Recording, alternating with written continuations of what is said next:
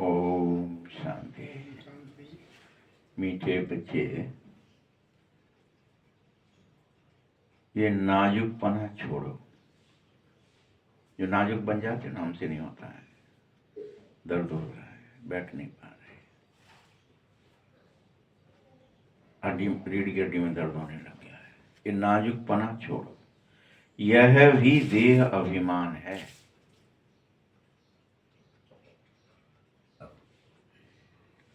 रूठना, रोना, यह सब तो आसुरी संस्कार है। ये देवताओं की नहीं है। रूठना और रोना, ध्यान रखो एक एक संस्कार का कि मेरे अंदर कौन सा आसुरी संस्कार है। तुम बच्चों में होना ही नहीं चाहिए।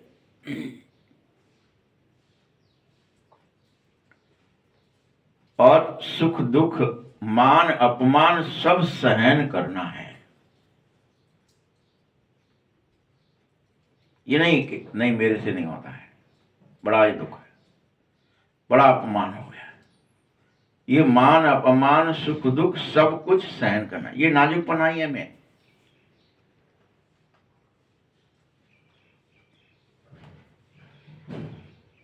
प्रश्न है, सर्विस में ढीलापन आने का मुख्य क्या कारण है?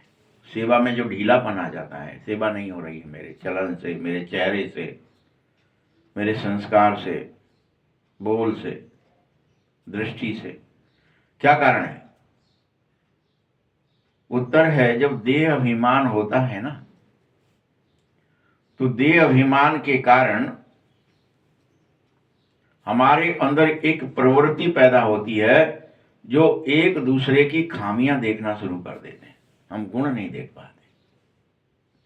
ये भी देह अभिमान है कि हम अगर किसी के ऐब देख रहे हैं 24 घंटे, वे तो ऐसे हैं, वे तो ऐसे हैं, वे तो ऐसे हैं।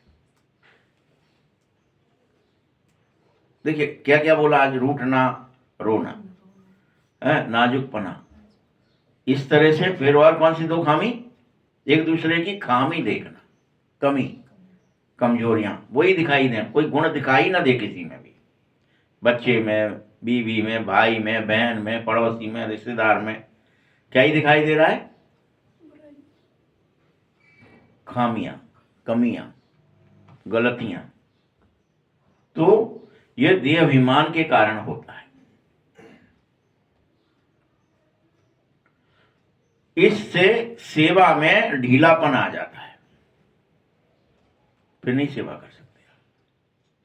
आपसे नहीं हो रही है फिर सेवा, अब पर दर्शन में लग गए।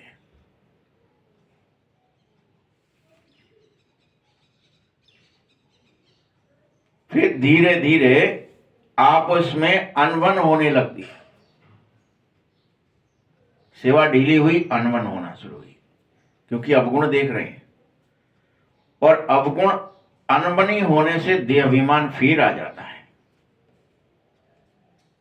और क्या कहते हो, जो संगठन है वो टूटने लगता है। मैं फलाने के साथ नहीं चल सकता, मैं फलाने के साथ नहीं रह सकता, मैं यहां डॉट डॉट डॉट, मैं यहां इनके साथ व्यवहार नहीं निभा सकता, मुझे अलग होना है। टूटने लगे। यह सब नाजुकपना कहलाता है। डॉट डॉट डॉट में तो बहुत कुछ आ जाएगा।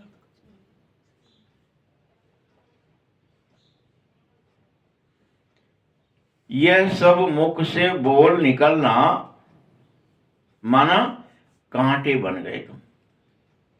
बनने क्या गए थे? फूल। क्या बन गए? कांटे। इसको नाफरमानवदार बनना भी कहा जाता है। इसको क्या कहा जाता है? नाफरमानवदार बनना। बाबा कहता है, बच्चे तुम रूहानी मिलिट्री हो, इसीलिए तुम्हें ऑर्डर हुआ है तो अब तुम इन समस्त खामियों को अर्थात देह अभिमान को निकाल कर हाजिर हो जाओ मेरे पास। मिलिट्री का काम क्या है? तुरंत हाजिरी देना, हाजिर हो जाना, किसी चीज का उल्लंघन नहीं हो जाए। तुम्हें कोई भी बात में आनाकानी नहीं देनी है, मत करो आनाकानी। नाजुकपना मत दिखाओ, कमियां मत दिखाओ, खामियां मत दिखाओ, अनबन मत करो। अलग होने की फैसला मत करो, संगठन को तोड़ने का फैसला, जोड़ने का करो। भाई भाई की दृष्टि रखो और ज्यादा संगठित हो जाओ, टूटना नहीं है। बड़े से बड़ा परिवार बनाना है और अपन तोड़ रहे हैं, हम इनके साथ नहीं रह पाएंगे।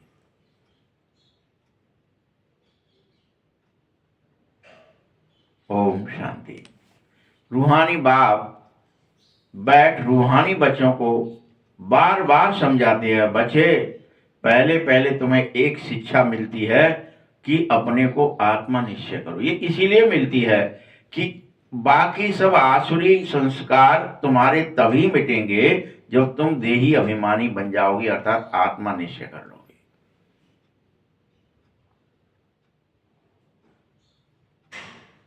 देह अभिमान छोड़ करके आत्माभिमानी बनना ही होगा। हम आत्मा हैं, देही अभिमानी बने तो ही बाप को याद कर सकोगे, बाप की आज्ञाओं का पालन कर सकोगे, सेवा कर सकोगे।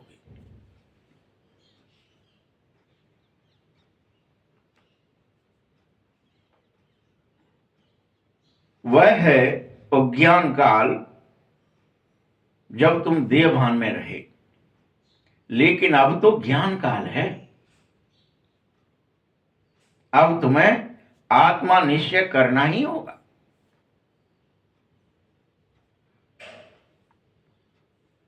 आत्माभिमानी बनना ही होगा।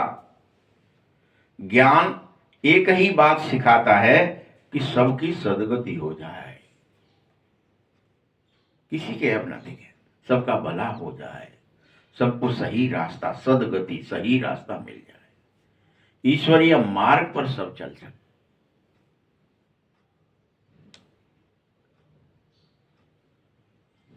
बाप तो निराकार है,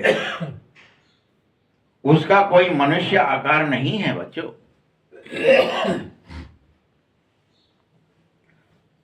जिसको मनुष्य का आकार है वह तो कोई भगवान हो ही नहीं सकता, उसको तुम भगवान कह भी नहीं सकते।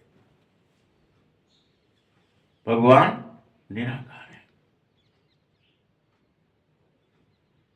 अभी आत्माएं तो सब निराकार ही हैं।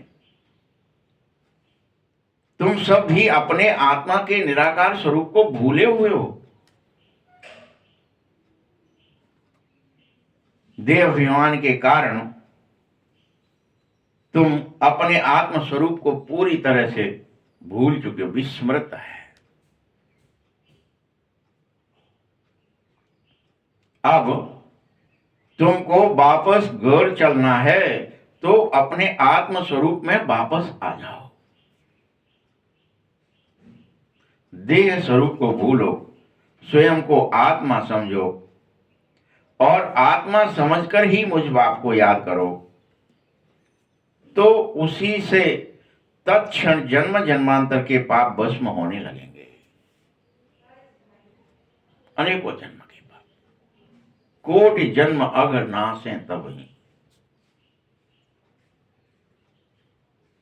जन्मों के पाप नष्ट हो जाते हैं। ईश्वर के सन्मुख हो जाओ, ईश्वर समान निराकार निर्विकार निरहंकार बन जाओ। दूसरा कोई उपाय ही नहीं है। कोई चाहो भी कि कोई और उपाय होगा, नहीं है।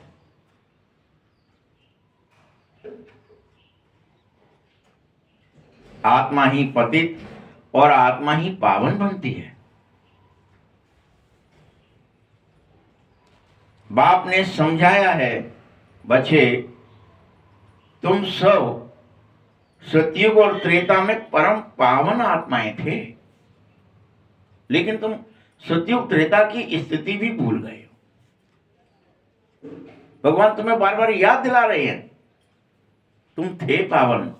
कोई ये गप नहीं है, कोई ये तुम्हें सांत्वना नहीं दे रहा हूं।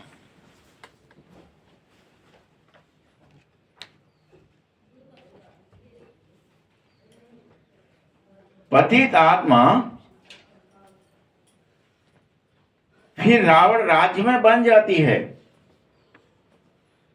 द्वापर से सीढ़ी में समझाया भी गया है कि वाम मार्ग में जाते हो, जो पावन थे सो ही पतित बनते हैं, कोई और नहीं बनता, कोई और नहीं आता। वेद पुराण भी कहते घूम रहे हैं, देवताएं वाम मार्ग में चले गए, वो देवता ही गए, वही दैत्य बने।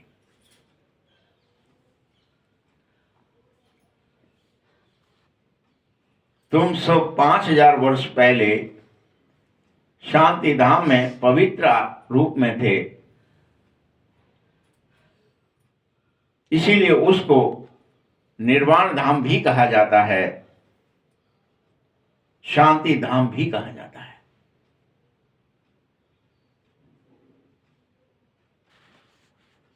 अभी पुनः कलयुग में आ गए हो, पतित बन गए हो, तभी तो चिल्ला रहे हो, हे पतित पावन आओ और हमें पावन बनाओ। चिल्ला चिल्ला के अब भक्ति में पुकार रहे थे, हे भगवान, हे ईश्वर, हे परमात्मा, दर्शन दो, लाज बचाओ, रक्षा करो, हाय मरे। तो पावन बनाओ। बाबा समझाता है, बच्चे मैं तो जो तुमको ज्ञान दे रहा हूं, पतित से पावन होने का, यह ज्ञान सिर्फ मैं ही दे सकता हूं, और हर कल मैं ही देता हूं, जो प्रायः फिर तुम भूल जाते हो, लोप हो जाता है। कि कोई मनुष्य कैसे पावन बने, ये ज्ञान भगवान के अलावा कोई दे नहीं सकता है। कि पावन बनने का एकमात्र तरीका है बाबा की याद।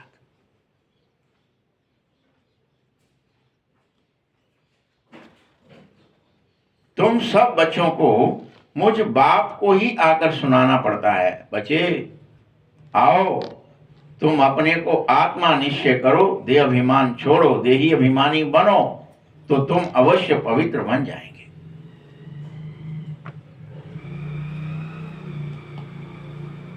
यहां मनुष्यों ने तो अथाह शास्त्र बना लिए हैं।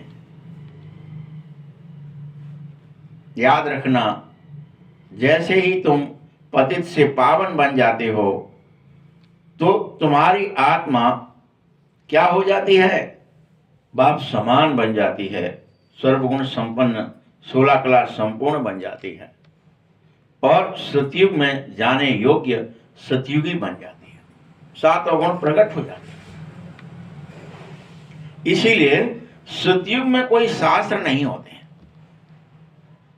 जरूरत ही नहीं हो।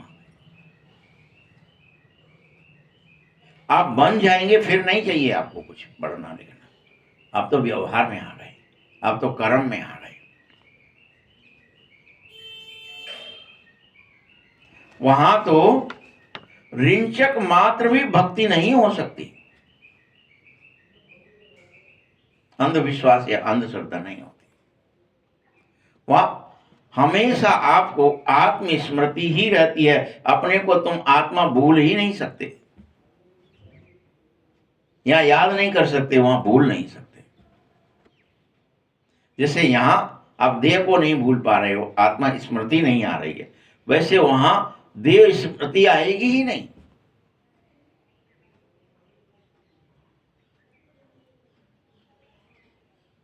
अभी तुम मेरे द्वारा ही पतित से पावन बन सकते हो, दूसरा कोई उपाय नहीं है।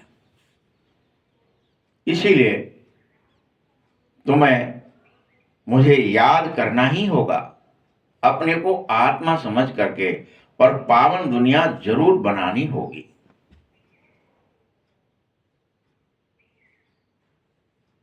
मैं तुम बच्चों को ही आकर राजयोग सिखा रहा हूं, सो तुम सीख लो। बाबा कह रहे हैं मैं, वो आत्मा विमान से कह रहा है, तुम बच्चों को राजयोग सिखा रहा हूं आकर के, तुम इसे सीख लो। देवताई गुण भी धारण कर लो, कोई भी दैत्य गुण, आसुरी स्वभाव, रूठना, रोना आदि सब आसुरी स्वभाव हैं, इन्हें भूल जाओ।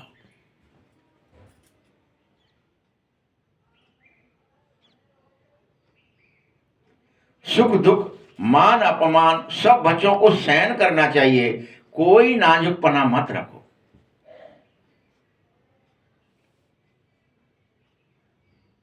मैं तो नाजुक हूं, हाँ मेरा अपमान हो गया, अब मैं कैसे करूं,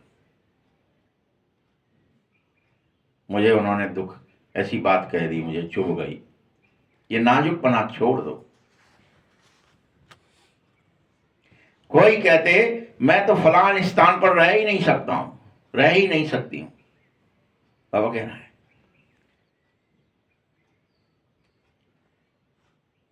ये नाजुकपने का स्वभाव है।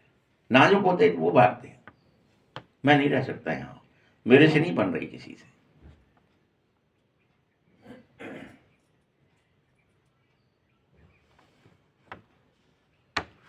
इनका स्वभाव ऐसा है, ये ऐसे हैं, ये वैसे हैं, ये कुछ भी रहना नहीं चाहिए तुम्हारे अंदर।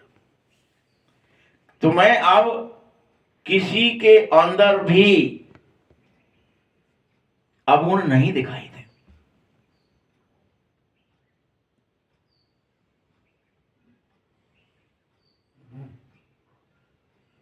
ये याद रख लो, मुख से फूल ही निकालो, तुम्हारे मुख से संगठन को तोड़ने का कोई कारण ना हो जो कांटा निकल जाए। हम सब क्या करते हैं, अलग होना चाहते हैं, टूटना चाहते हैं, खंड खंड होना चाहते हैं। भगवान मना कर रहा है स्पष्ट, जोड़ने का काम करो, तोड़ने का नहीं, रूठने का नहीं, अवगुण देखने का नहीं। ये सब आसुरी स्वभाव है। मुख से सदैव फूल ही निकालो, कांटा निकलना ही नहीं चाहिए। बाप ने देखा है अभी कितने बच्चों के मुख से कांटे बहुत निकलते हैं, बाप ने देखा है, माने बाबा देख रहे हैं साक्षी। कोई के तो कितना गुस्सा करते हैं, तुम बच्चे योगी होने के बाद गुस्सा करते तो ये तो बहुत बड़ा कांटा है जो तुम्हारे मुख से निकलता है। रौब करना, झगड़ा करना, अवगुण देखना, एक दूसरे बच्चों की अनबन करना, ये सब कांटा ही है।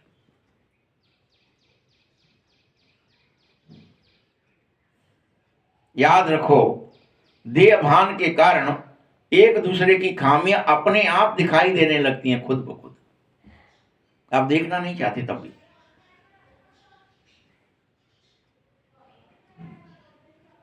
जब एक दूसरे में खामियां देखते हो और भूल जाते हो कि मैं खुद में अनेक प्रकार की खामियां रह जाती हैं, क्योंकि मैं दूसरों की देखने लग जाता हूं और अपनी मैट नहीं पाता।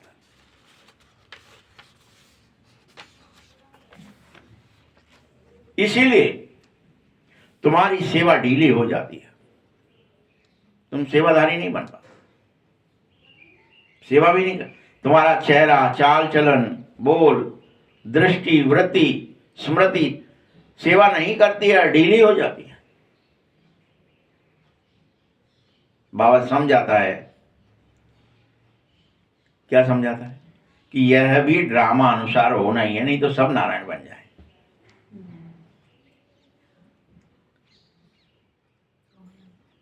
होना ही है। पहले तो कहा कि कमियां हैं, खामियां हैं, फिर क्या कह दिया? ये ड्रामा अनुसार होना ही है। लेकिन सुधरना भी तो है। मिलिट्री के लोग जब लड़ाई पर जाते तो उनका काम क्या है? दुश्मन से लड़ाई लड़ना।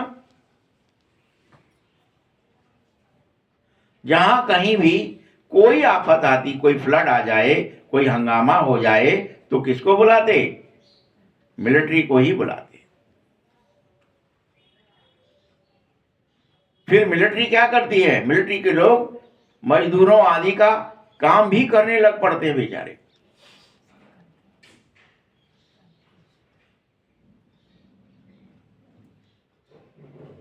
क्योंकि गवर्नमेंट मिलिट्री को ऑर्डर करती है, मिट्टी सारी भर दो। अगर कोई ना आया तो गोली के मुंह में चले जाएंगे। गवर्नमेंट का ऑर्डर मानना ही पड़ता है मिलिट्री को, नहीं तो बहुत बड़ी सजा खानी पड़ती है, कोर्ट मार्शल हो जाते हैं।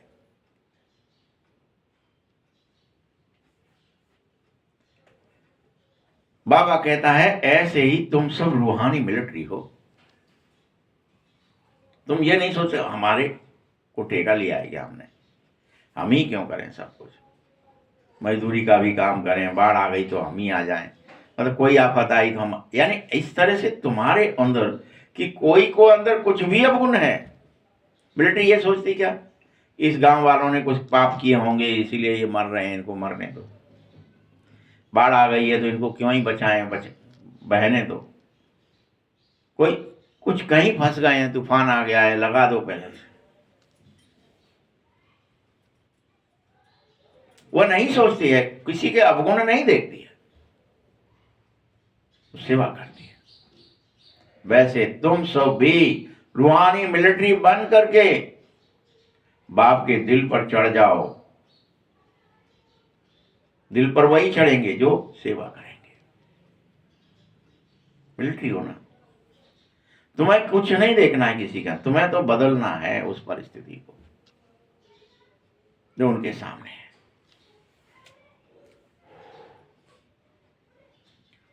यह मेरी डायरेक्ट मदद कहलाई। जैसे वो गवर्नमेंट की मदद कि भारत सरकार ने मिलिट्री को आदेश दे दिया, मिलिट्री आ गई और उसने ये सब बचा लिया, रेस्क्यू कर दिया। यहां पर भी बाबा क्या कहते हैं, देखो ऐसे ही तुम बाप के मददगार हो। रूहानी मिलिट्री क्या है, किसकी में सेवा करती है? भगवान की मदद, भगवान का आदेश मानती है सिर्फ। जाओ सबको बदलो, सबके स्वभाव संस्कारों को बदलो, सबके कर्म बोल दृष्टिकोण बदल दो, उनकी परिस्थितियां बदल दो, सबको पैगाम दो। अभी समझो कहीं कोई बड़ा म्यूजियम खोलते हैं, कहते हैं 10 मील दूर है, सेवा पर तो जाना ही पड़ता है ना तुम्हें। 10 मील दूर हो, 20 मील दूर हो, अगर सेवा के लिए बुलाया है तो जाना ही पड़ेगा। खर्चे का ख्याल नहीं करना चाहिए। जैसे बड़े से बड़ी गवर्नमेंट, बेहद के बाप का ऑर्डर है ये, ऐसा समझ करके सेवा करो।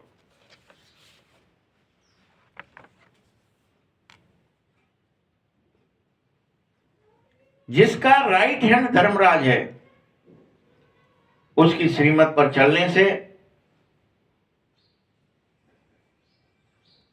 तुम सर्वश्रेष्ठ बन जाएंगे। श्रीमत पर ना चलेंगे तो गिर पड़ेंगे।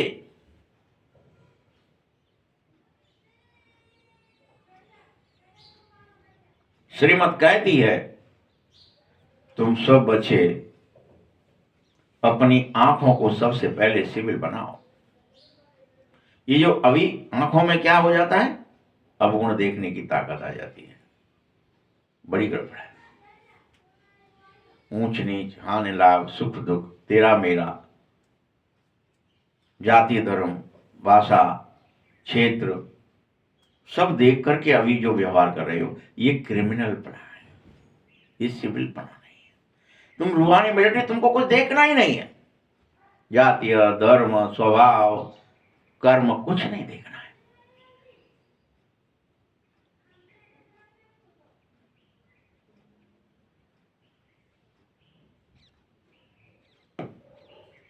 काम पर जीत पाने की हिम्मत रखो। शिव बाबा का हुक्म है, और इस हुक्म को अगर हम नहीं मानेंगे तो एकदम चकनाचूर हो जाएंगे। इतना भगवान के साथ में आपको ऐसा लगना चाहिए कि भगवान का हुक्म है ये, मुझे अपनी आंखें सिविल बनानी है। क्रिमिनल दृष्टि किसी के प्रति नहीं रखनी है, कामी दृष्टि नहीं रखनी है। तुम्हें पता है, अगर तुम काम पर जीत नहीं पा सकते, हिम्मत नहीं रख सकते, तो 21 जन्म की राजाई में रौला पड़ जाएगा, अटक जाओगे, उसमें प्रवेश नहीं मिलेगा।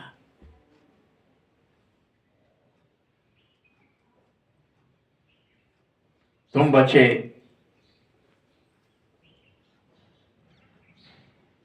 मुझ बाप के बगैर तो कभी कोई चीज जान ही नहीं सकती, इसीलिए तुम्हें समझा रहा हूं एक एक चीज।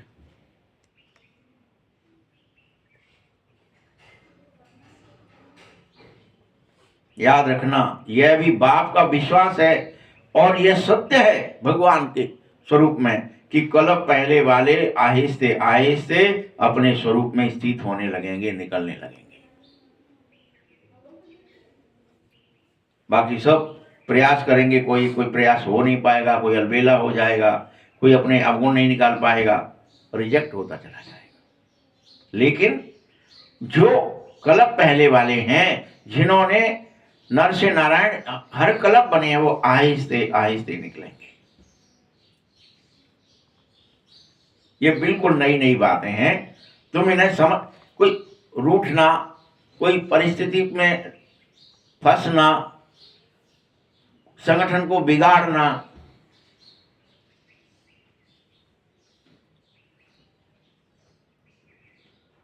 सब क्या गड़बड़ है, ये दैत्य संस्कार।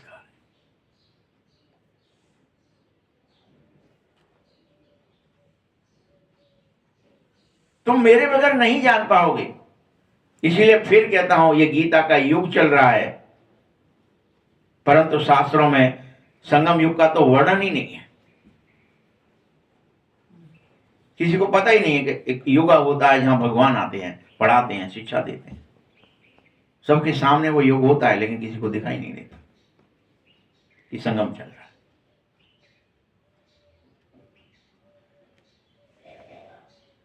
देखो, पिछले कल्प को ही द्वापर में ले गए कि गीता द्वापर में सुनाई गई थी, द्वापर के एंड में महाभारत हो रहा था, तो इसको कहां ले गए आप?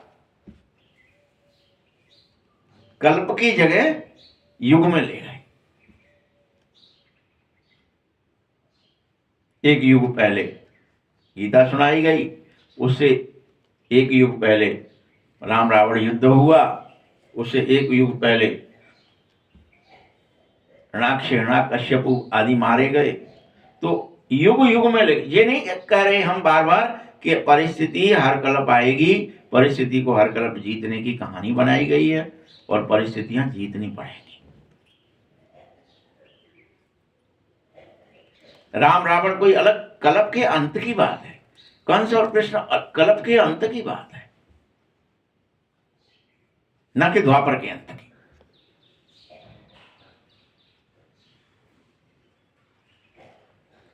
तो तुम्हें क्या करना है? गीता का युग अभी समझना चाहिए। संगम युग का वर्णन नहीं है ना वहां। जब राजयोग सिखाया जा रहा है तो सीखो, ये सब हर कल्प संगम पर ही होगा, एक युगों में नहीं होगा।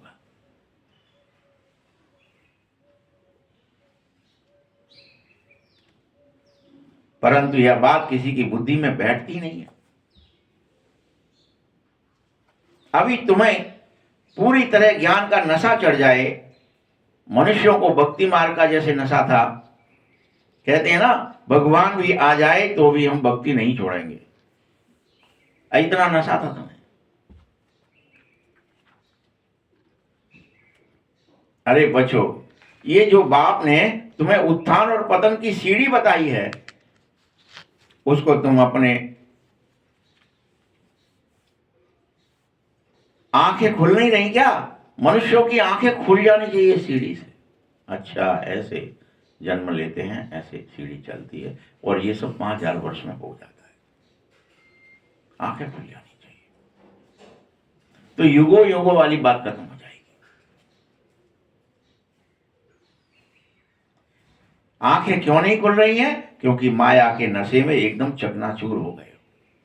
ज्ञान का नशा ही नहीं आ रहा है, चढ़ता ही नहीं। उसके लिए पहले देवताई गुण चाहिए तुम्हारे अंदर।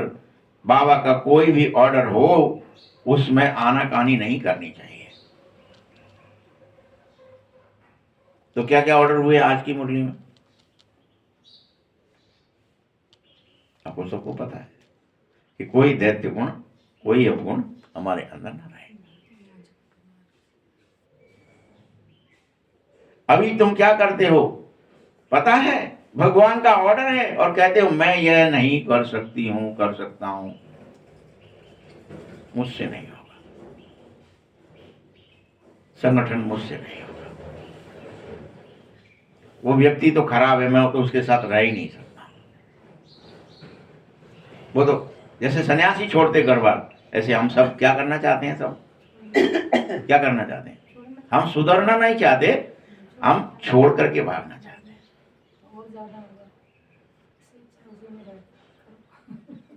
हम कहीं एक आश्रम बनाएंगे, कहीं एक कुटिया बनाएंगे, कहीं अलग रहेंगे। इसका अर्थ क्या हुआ? आप किससे भाग गए? परिस्थिति से भाग गए। मैं नहीं कर सकती हूं, कर सकता हूं, इसको कहा जाता है नाफरमान वदार। अर्थात श्रीमत मिली है कि ऐसा ऐसा करना है, अपन क्या ही करते हैं? श्रीमत मिली है तो शादी में नहीं जा सकता। क्यों नहीं जा सकता? क्योंकि शादी देख के कहीं मुझे शादी याद ना आ जाए। पहले करते क्यों थे? अच्छा बताइए, परिस्थिति क्या करते? जाने न जाने और जाने के पीछे क्या ही कारण है कि कोई रसगुल्ला खा रहा है, मुझे रसगुल्ला ना याद आ जाए, मैं भी रसगुल्ला ना खा बैठूं। ठेले लगना बंद हो जाएंगे क्या? आप बाजार जाएंगे और कोई व्रत करके गए हैं कि भैया आज रोटी नहीं खानी है, और वहां पे आपको मिठाइयों की दुकानें भी मिलेंगी, वहाँ सब मिलेगा, समोसा कचौड़ी मिलेगा, कोई पानी टिक्की मिलेगा, फलाना मिलेगा, ये मिलेगा वो, तो क्या लार टपक जाएगी? क्या है आपको पता? मेरा तो व्रत है, मुझे तो कुछ करना ही नहीं, कुछ भी बने रहे, 56 भोग बने रहे, हमें क्या करना है? वैसा ही ये परिस्थितियां हैं कि संसार में कुछ होता रहे, मुझे में अपने में स्व में स्थित होकर रहना है। मैं फरमान बता, भगवान की आज्ञा पर चलना है। हे आत्मन, तुम पवित्र बनो, योगी बनो, मुझे याद करो, कहीं भी विचरण करो। इसलिए थोड़ी है कि कोई और कर रहे हैं, 10 लोग इकट्ठे बैठे हैं तो ही मैं कर पाऊंगा, मैं अकेला रहूंगा तो तुम मुझे तो याद ही नहीं, मैं आत्मा की जगह देह ही बन जाऊंगा। इसका क्या अर्थ हो गया? कि हम फरमान को माने।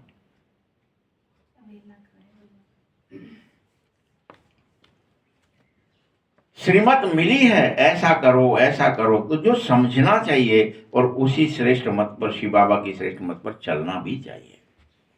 वह है ही सदगति दाता। याद रखना, दाता कभी उल्टी मत नहीं देगा, भगवान दाता है। भगवान नहीं कहता उल्टी मत, तुम गृहस्थ व्यवहार में रह करके पवित्र बनो।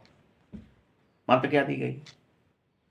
कहा है क्या उसने सन्यासी बन करके पवित्र बनो? रह करके पवित्र। मैं ये भी जानता हूं कि इनके बहुत जन्म के अंत में मैंने इस ब्रह्मा में प्रवेश किया है, मैं जानता हूं।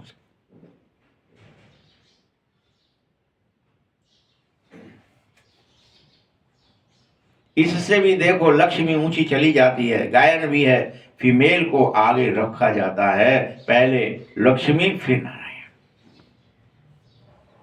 इस ब्रह्मा से भी लक्ष्मी आगे चली जाती है।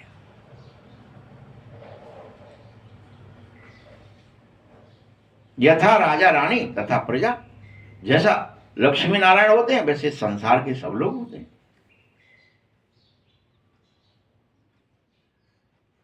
तुमको भी ऐसा श्रेष्ठ बनना ही है, जैसा राजा है, जैसी रानी है, वैसा ही बनना है। इस समय की बात नहीं है, क्योंकि इस समय तो सारी दुनिया में रावण राज्य है। सभी कहते हैं ना राम राज्य चाहिए। अभी तो कंस राज्य है, कृष्ण राज्य नहीं है।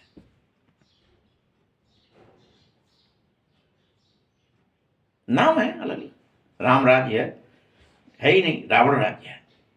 तो अभी तो संगम है, और अब इन लक्ष्मी नारायण का राज्य होने वाला है, जहां रावण राज्य नहीं होगा।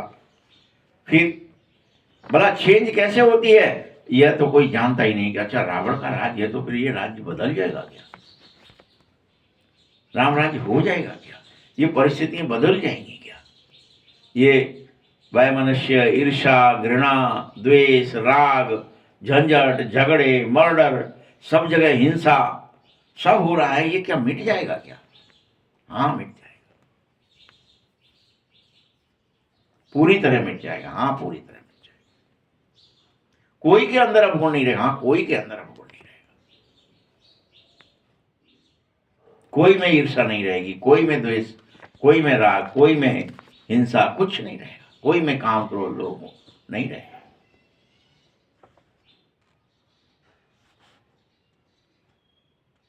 तुम घोर अंधियारे से घोर सौंदर्य में चले जाओगे, घोर उजाला।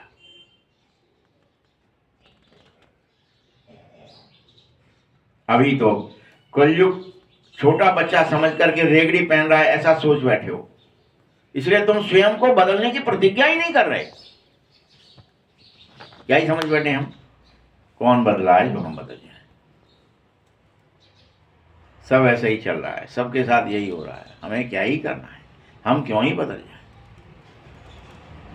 अभी तो कलयुग है भाई, कर्म खराब हो ही रहे हैं सबके साथ, हमारे साथ भी झूठ कपट चल रहे हैं तो है। क्योंकि मनुष्य अज्ञान की नींद में सोया हुआ है, उसको कितना ही जगाओ, जग नहीं रहा, होश में नहीं। खूब ढोल डमाके बजा रहे हैं, खूब प्रदर्शनी लगा रहे हो, खूब क्रियाएं कर रहे हो, नहीं हो रहा। यह रूहानी नॉलेज है जो रूहानी बाप रूहों को दे रहे हैं। बच्चे राजयोग सीखो, स्वयं को आत्मा निश्चय करना ही पड़ेगा। कृष्ण को रूहानी बाप नहीं कहेंगे, वह ऐसे नहीं कहेंगे कि हे रूहानी बच्चों। यह लिखना चाहिए तुम्हें यह बात को झट से, कि कोई देहधारी मनुष्य भगवान नहीं हो सकता।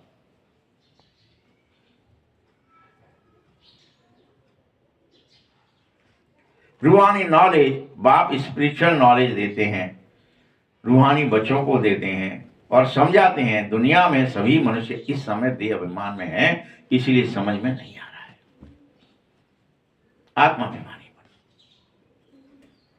मैं आत्मा हूं ये कोई समझ ही नहीं पा रहा है अभी। भले ही सुन लेता है लेकिन समझ नहीं पा रहा है। शरीर अलग है, इंद्रियां अलग हैं, काम क्रोध लोभ भोग इंद्रियों को, शरीर को व्याप्त है, आत्मा पर है, ये समझ नहीं पा रहा है। जैसे ही मैं आत्माभिमान में जाऊंगा वो सारा विकार ऑटोमेटिक नष्ट हो जाएगा।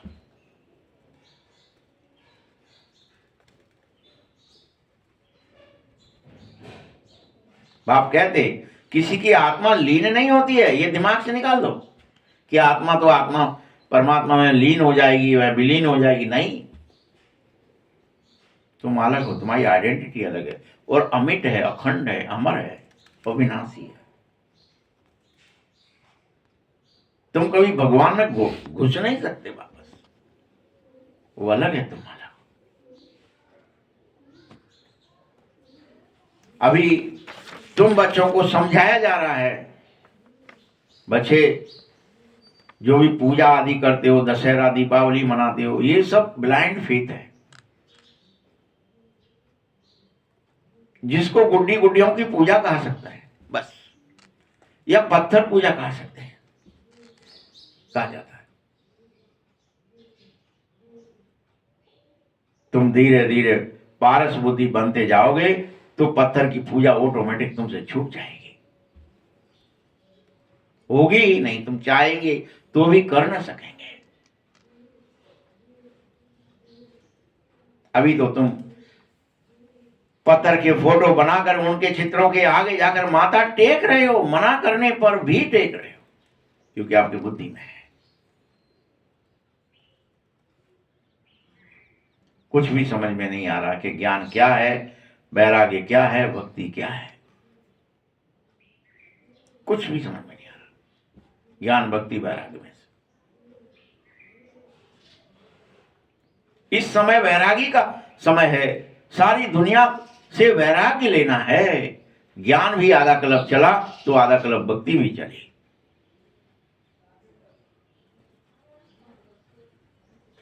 अभी दुनिया बदल रही है। कलयुग है भक्ति तो सतयुग है ज्ञान। सतयुग में भक्ति नहीं होती है, वहां हो ही तुम सब कुछ। बच्चों, अभी तुम माथा क्यों टेक रहे हो बताओ? आधा कल्प तुमने माथा भी घिसाया, पैसे भी गवाए और मिला कुछ भी नहीं, कुछ भी नहीं मिला।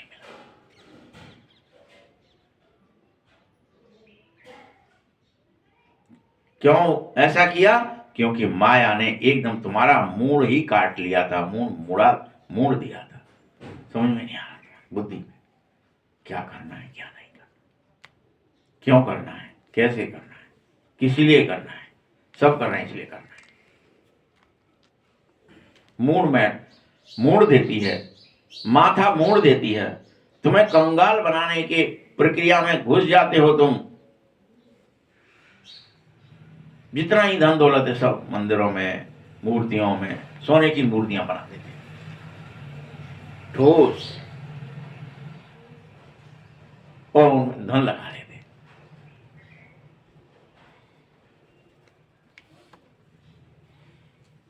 फिर बाप आता है और तुम सबका माथा ठीक कर रहा है। आहिस्ते आहिस्ते सब ठीक हो जाएगा। तुम माथा ठीक करो, सिर्फ भागो मत उससे, परिस्थिति से। विचार, भावनाएं, कर्म बदलो। बाबा ने समझाया है, भारतवासी तो बिल्कुल ही तमोगुणी बन गए हैं,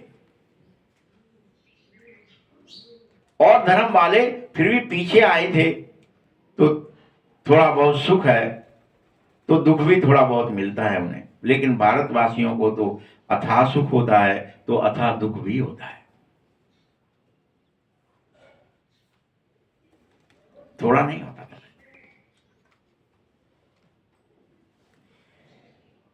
देखो शुरू शुरू में कितने धनवान, एकदम विश्व के मालिक होते हो। पूरी कहानी सुना रहा है भारतवासियों की।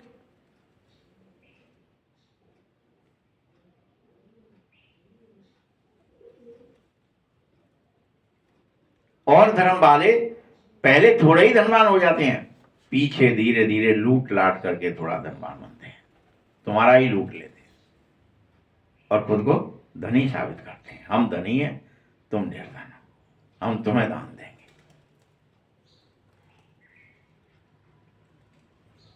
याद रखना, अभी तुम्हारे ही सामने फिर से सबसे भिखारी भारत जो बना है, ये फिर से अंध श्रद्धालु जो भारत है वो श्रद्धालु बनेगा। जैसे ही अपने आत्म स्वरूप में टिकेगा, सारा का सारा धन दौलत वापस आ जाएगा।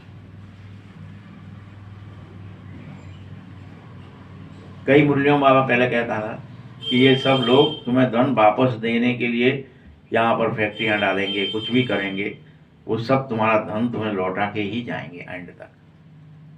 ऐसी परिस्थिति आएगी जो उन्हें लौटाना पड़ेगा।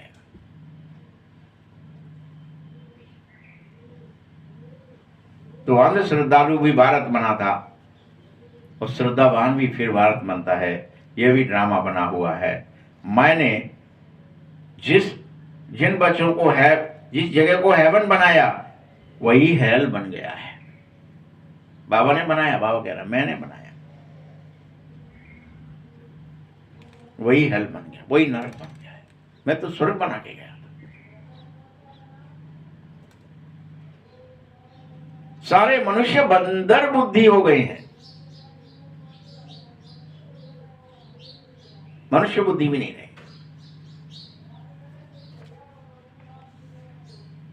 ऐसे बंदर बुद्धि बने मनुष्यों को मैं आता हूं फिर से मंदिर के लायक बनाता हूं कि तुम पूज्य श्रेष्ठ नारायण स्वरूप बन जाए, लक्ष्मी स्वरूप बन जाए।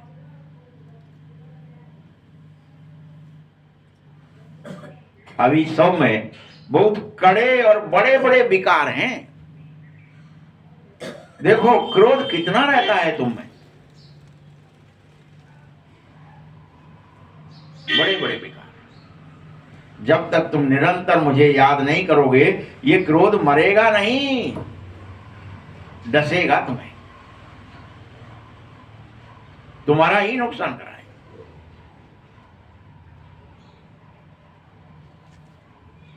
बच्चों, बाप का एक फरमान है, सख्त आदेश है कि अब तुम्हारे में कोई क्रोध नहीं होना चाहिए।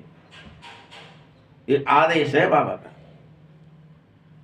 कोई क्रोध नहीं होना, किसी के प्रति भी होना ही नहीं चाहिए। बिल्कुल मीठे, शांत, अति मीठे बन जाओ।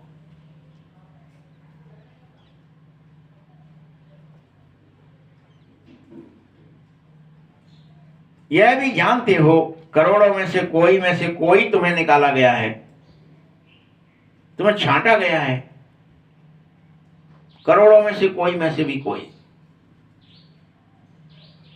राजाई पद पाने वाले हो तुम, श्रेष्ठ हो, विशेष हो, तो फिर क्या तुम अपने क्रोध आदि को नहीं मारोगे, शांत नहीं बनोगे? मैं आया हूं तुमको नर से नारायण बनाने, तो क्या तुम यह नहीं बनोगे? फरमान नहीं मानोगे?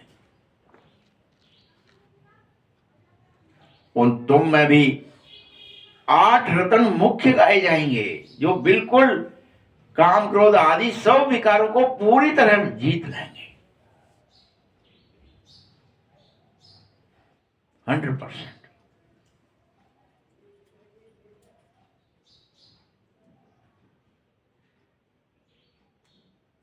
वह पूरी तरह बाप समान होंगे, 8 रतन और बीच में बाप, बिल्कुल कोई असमानता नहीं होगी 9 के 9 में। इसलिए उन्हें नमो नारायण कहा जाता है।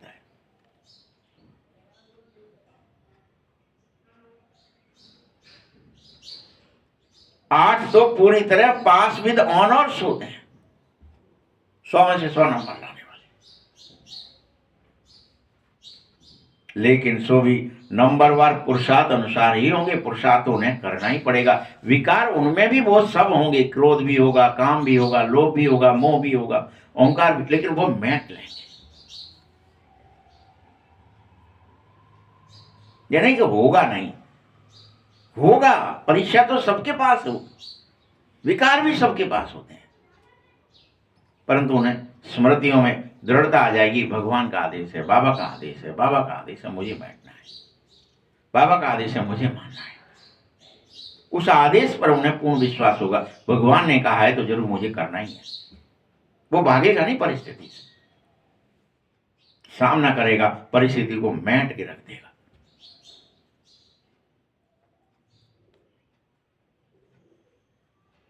बल देह भान को तोड़ने में कितनी मेहनत लगे, लेकिन उसे तोड़ देगा।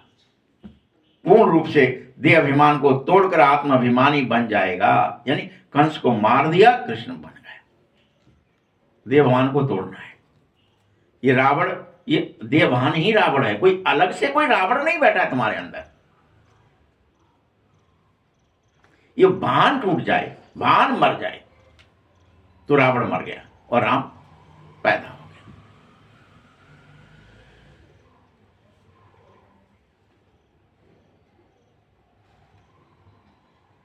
देह भान को तोड़ने में कितनी भी मेहनत लगेगी, लेकिन देह का भान बिल्कुल निकल जाएगा।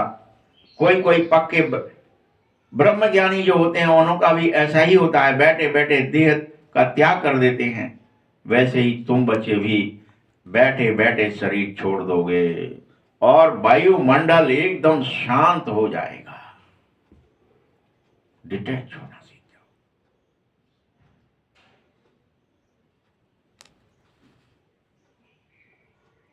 और अक्सर करके प्रभात के शुद्ध समय पर ही शरीर छूटेगा, अमृत वेले। क्योंकि रात में तो अनेकों मनुष्य गंध करते रहते हैं, सुबह को स्नान आदि करके भगवान करने लगते हैं, पूजा करने लगते हैं। यह सब तुम्हारे अंदर से पूरी तरह निकल ही जाएगा, तुम्हें ढोंग नहीं करना है। बाबा सब बातें समझा रहा है कि तुम्हें हर हाल में पवित्र बनना है। प्रदर्शनी आदि में भी पहले पहले तुम्हें मेरा ही परिचय देना चाहिए, अल्फ का परिचय दो। और पहले अल्फ फिर वे, तब बादशाही मिलती है कि भगवान के समान बनना है। भगवान ऐसे हैं, निराकार हैं, निर्विकार हैं, वैसे मुझे बनना है तो बादशाही मिलती है। तो भगवान का शासन भी मिल जाए, भगवान की शक्तियां, भगवान के गुण, भगवान का ज्ञान सब तुम में प्रवेश हो जाएगा, तुम्हें वर्षा मिल जाएगा। मैं तो एक निराकार ही हूं। बाप रचयिता ही बैठ रचना का आदि मध्य अंत बता रहा है, ज्ञान समझा रहा है। बार बार कहता है बच्चे मामेकम याद करो, बार बार कहता है। देह के संबंधों को छोड़ना है, देह के संबंधों को भूलना है, देह के संबंधों पर विजय पानी, देह के संबंधों से टकराव नष्ट करना है।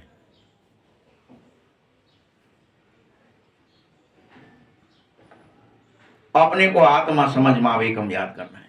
मैं एक हूं, बस मुझे ही याद करो। आत्मा समझो, देह मत समझो।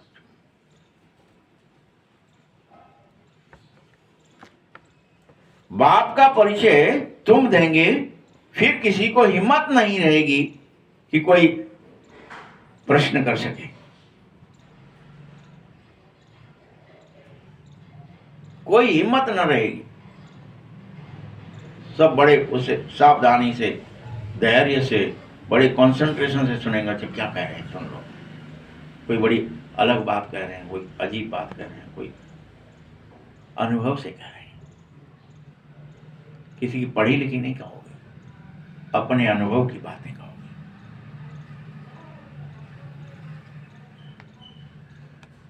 तुम्हें भी पहले बाप का निश्चय पक्का होना चाहिए, तब बातें बोलो।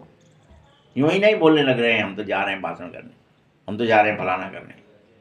अनुभव पहले।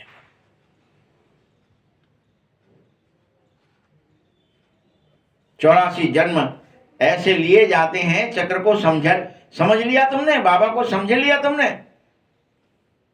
अगर तुम पूरी तरह चक्र को और बाबा को समझ लोगे, स्वयं को समझ लोगे, तो फिर कोई प्रश्न उठाएगा ही नहीं तुम्हारे सामने। किसी की हिम्मत नहीं होगी कोई प्रश्न उठा जाए। इतने करंट आ जाएगी, इतना वाइब्रेशन ऑरा फैल जाएगा, चाहे लाखों की सभा बैठी हो और उसमें कोई प्रश्न उत्तर नहीं कर पाएगा।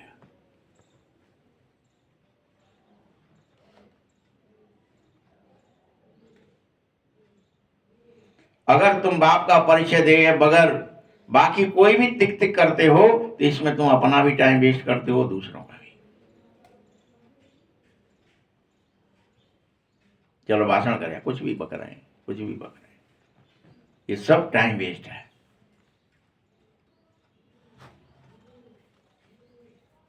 अनेकों के तो गले ही घुट जाते हैं, इतना बोलते हैं, गला रुंध जाता है।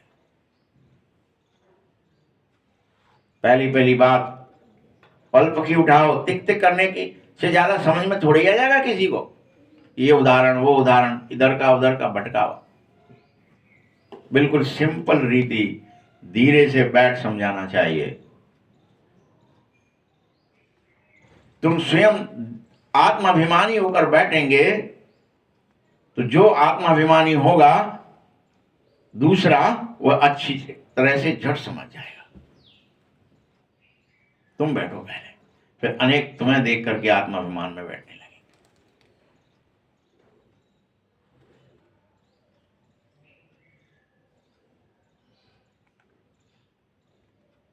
थोड़े रोज अपना सेंटर आदि छोड़ करके भी मदन में जाना चाहिए। पिछाड़ी में सेंटर संभालने कोई को बिठा देना चाहिए। तुम्हें अनेकों को गद्दी संभालने लायक अपने को आप समान बनाना ही चाहिए।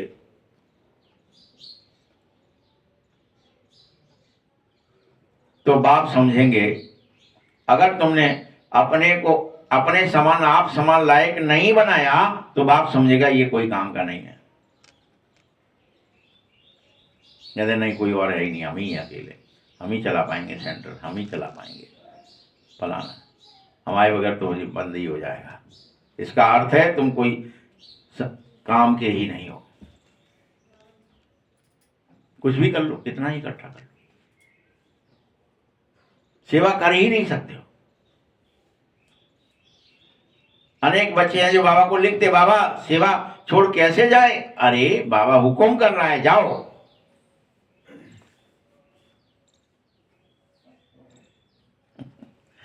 बाबा तो हुक्म कर रहा है ना।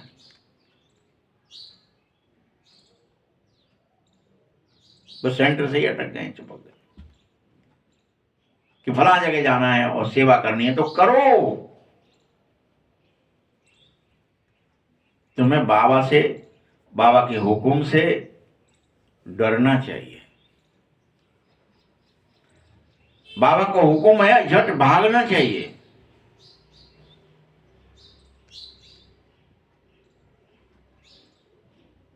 तो ऐसे महारथी ब्राह्मणी कहा जाएगा उन्हें। बाबा ब्राह्मणी क्यों कह रहा है? सिर्फ क्योंकि सेंटरों पर कौन बिठाया? सिर्फ ब्राह्मणी बिठाया।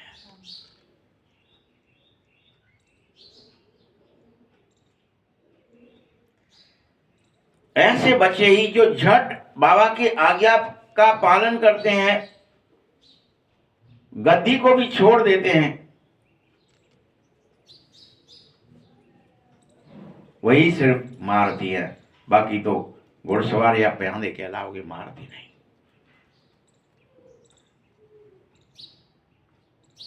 तुम बच्चों को सब संसार की आत्माओं की सेवा करनी चाहिए, मदद देनी चाहिए, मिलिट्री की तरह। मिलिट्री ये नहीं कह सकती मैं तो ये जोन में हूं, यहीं खड़ा रहूंगा, मैं वहां बॉर्डर पे क्यों जाऊं, मैं तो फलां जगह ही रहूंगा। मिलिट्री को आदेश होता है ना, जाओ बर्फ में जाओ। तो ये नहीं कहता हम तो बर्फ में कभी गए ही नहीं, हम नहीं जा रहे, हमें डर लग रहा है। जाके फलां बॉर्डर पे, चीन बॉर्डर पे लग जाओ, कितनी भी ग्लेशियर हो, कितना भी बर्फ हो, कितना भी -40 डिग्री हो टेम्परेचर, तो भी जाकर के खड़े हो जाओ। मना कर सकती है क्या मिलिट्री? नहीं कर सकती। ऐसे तुम बनो। नहीं, सेंटर नहीं छोड़ेंगे, हमने जैसे तैसे बनाया है।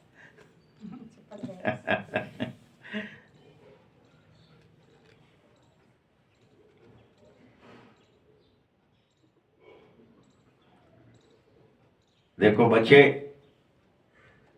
इतने वर्ष में तुमने बताओ, टीचर्स तुम खास बताओ, तुमने किसको आप समान बनाया और कितनों को बनाया? अगर किसी को आप समान नहीं बनाया तो क्या कर रहे थे तब से? कि बाबा हम नहीं संभाल पा, हमारे बगैर तो कोई संभाल ही नहीं पाएगा, हम ही अकेले हैं।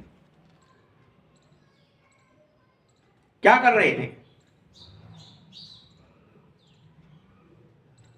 कि इतने समय में तुमने मैसेंजर नहीं बनाया जो सेंटर संभाल रहे हैं। उनसे पूछता हूं, कैसे भी मनुष्य में जिनसे बात करने का भी अकुल नहीं है तुम्हारे अंदर, तो तुम क्या ही हो बाप के बच्चे।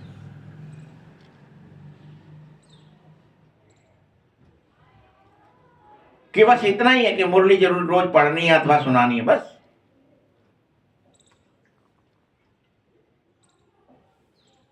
बाप मानता है कि अगर मुरली नहीं सुनते हैं या नहीं पढ़ते हैं तो गोया एब्सेंट माने जाओगे, लेकिन तुम विश्व में सारे विश्व का घेराव डालो, सारे विश्व को बदलने की चेष्टा करो। माध्यम मुरली है। तुम सारे विश्व की सेवा करो, पतित दुनिया को पावन दुनिया बनाओ। घेराव डालना ही पड़ेगा, सबको, कोई रह ना जाए।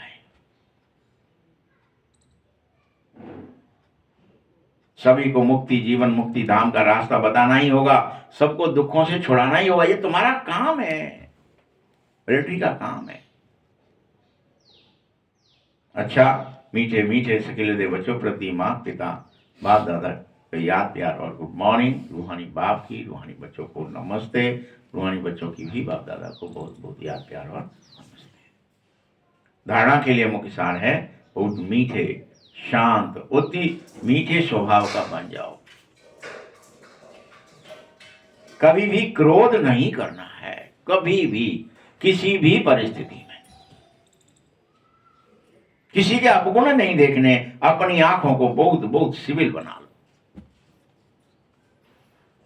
ये धारणा थी इस मुरली की। दूसरी धारणा क्या है? बाबा जो हुक्म करे फौरन उसे मानो। ये धारणा है, बाबा जो हुक्म करे ये मानना ही पड़ेगा। आप ये नहीं कह सकते नहीं भैया हमसे नहीं मानता। सारे विश्व को पतित से पावन बनाने की सेवा करनी है, किसी घर को, किसी गांव को नहीं, किसी मोहल्ले को नहीं। ये हो गए हम तो, इतने की जिम्मेदारी हमारी, या मोहल्ला है हम सुधार। अरे खुद को, घर को भी सुधारना है। सबसे पहले खुद को, फिर घर को, फिर मोहल्ले को, फिर प्रदेश को, देश को, फिर विश्व संभालना ही है तुम्हें। विश्व सेवक बनना है, गांव सेवक नहीं, घर सेवक नहीं। पावन बनने की सेवा करनी है, अर्थात घेराव डालना है पूरी दुनिया का। वरदान है बाबा की याद द्वारा असंतोष की परिस्थिति में सदा सुख व संतोष की अनुभूति कराने वाले महावीर भव। सदा बाबा की याद में रहने का वाले, हर परिस्थिति में सदा संतुष्ट कर रहने वाले, क्योंकि नॉलेज की शक्ति से के आधार पर पहाड़ माफिक परिस्थिति भी राई बन जाएगी और राई भी रुई बन जाएगी। राई अर्थात कुछ नहीं, चाहे परिस्थिति असंतोष की हो, दुख की घटना की हो, लेकिन दुख की परिस्थिति में सुख की स्थिति रहे कायम, तब कहोगे कि तुम महावीर हो। कुछ भी हो जाए, नथिंग न्यू के साथ साथ बाबा की सदा स्मृति रहे और स्थिति सदा एक रस हो जाए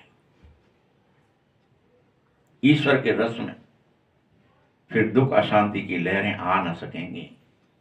स्लोगन है, अपना दैवीय स्वरूप सदा स्मृति में रहे तो कोई भी व्यर्थ नजर नहीं आ सकती। अगर आपको अपना दैवी स्वरूप याद आ गया है तो और कोई व्यर्थ